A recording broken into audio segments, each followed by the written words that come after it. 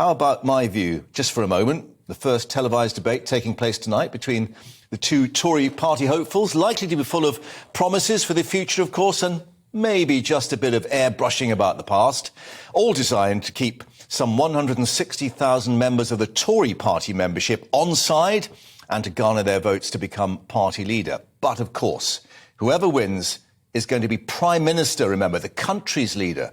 And they will have to address an overflowing in-tray on that first day in number 10, September the 6th. Now, the temptation may be for quick fixes to get as many things sorted as quickly as possible before a general election. And that could be with us within 18 months or perhaps even sooner if things go horribly wrong with the economy and our energy supplies, as we've just been discussing, this autumn and winter.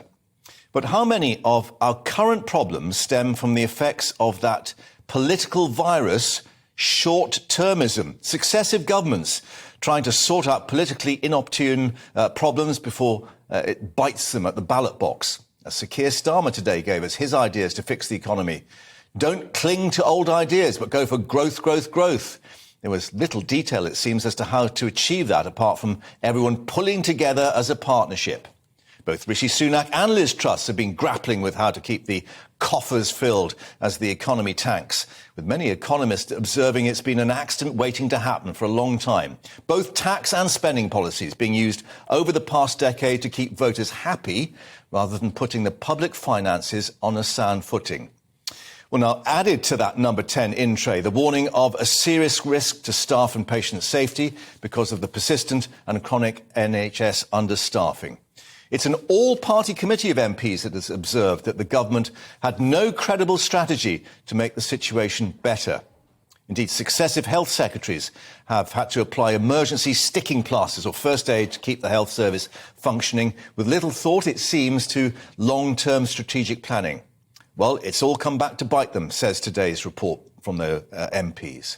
Now, amid all this, tempers and temperatures rising elsewhere, those hard-working families that politicians keep telling us about have been trying to escape for a well-earned holiday, only to sit in their cars at Dover and Folkestone for more than 20 hours in many cases. All the fault of those pesky post-Brexit passport stamps, say many, or the French border staff being a little laissez-faire about their work rotas. Not so, say many local councillors and MPs in Kent.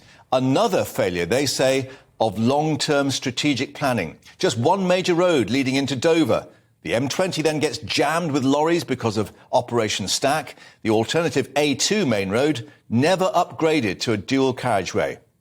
And those holidaymakers, not the only ones, gazing longingly over the channel as we've just been discussing. The National Grid reported to issue that emergency request to Belgium. Send us more power over the Nemo undersea cable.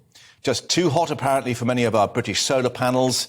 No wind power offshore. And for some strange reason, everyone wanting to switch on the air conditioning at the same time when it hit over 40 Celsius. A creaking system suffering from years of inadequate planning and investment, say the energy experts. We've just had one here in the studio.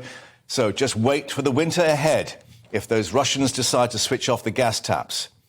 What price a bit of long-termism for the next Prime Minister as they get stuck into that in-tray on September the 6th and look ahead on a strategic level?